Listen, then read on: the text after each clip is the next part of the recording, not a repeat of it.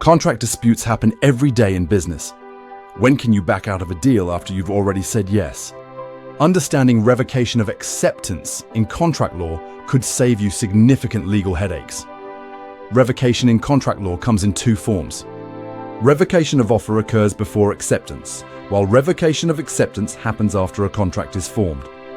When a party making an offer decides to revoke it, the revocation becomes effective as soon as the person receiving the offer becomes aware of it.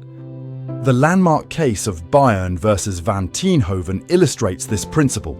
Van Tienhoven sent Bayern a letter offering to sell tin plates. He quickly changed his mind and sent a second letter revoking the first offer. However, Bayern had already accepted the offer before receiving the revocation. The court ruled that the revocation was ineffective because it had not been properly communicated to Bayern before acceptance. Another important case is Dickinson versus Dodds.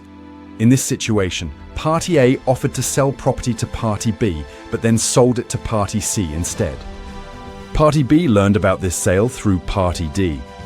The court found this revocation legal because Party B was informed about the sale through a third party before accepting the original offer. Modern revocation of acceptance cases typically involve defective goods or misrepresented conditions. Under the Uniform Commercial Code section 2-608, buyers can revoke their acceptance under specific circumstances. In Jenkins versus Ford Motor Company, a buyer revoked acceptance of a vehicle with persistent transmission failures.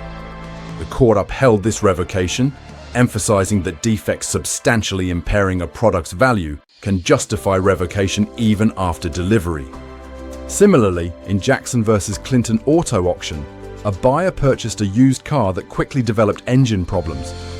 The court ruled in favor of the buyer due to the seller's failure to disclose prior defects and the buyer's timely notification. Truck Center versus Daimler Trucks involved a commercial truck with chronic engine problems. The buyer successfully argued for revocation after repeated failed repair attempts, demonstrating that commercial buyers also have revocation rights. Timing is crucial in revocation cases. The law requires revocation to occur within a reasonable time after discovering the non-conformity. Courts assess reasonableness based on factors like the buyer's diligence in inspection, the nature of the defect, the seller's repair efforts, and any prejudice to the seller resulting from delay.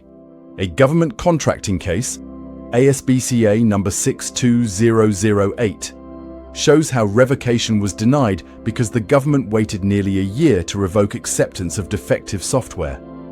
The board found this delay unreasonable, especially since the agency continued using the products.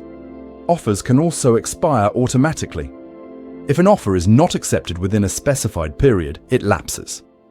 Even without a specified time frame, laws stipulate that offers remain valid for a reasonable amount of time. In Barrick versus Clark, Party A said they would buy land from Party B, who requested a prompt reply. Party A delayed their acceptance beyond a reasonable time, and the court ruled that Party B was under no obligation to sell since the offer had expired. Rejecting an offer differs from revoking acceptance.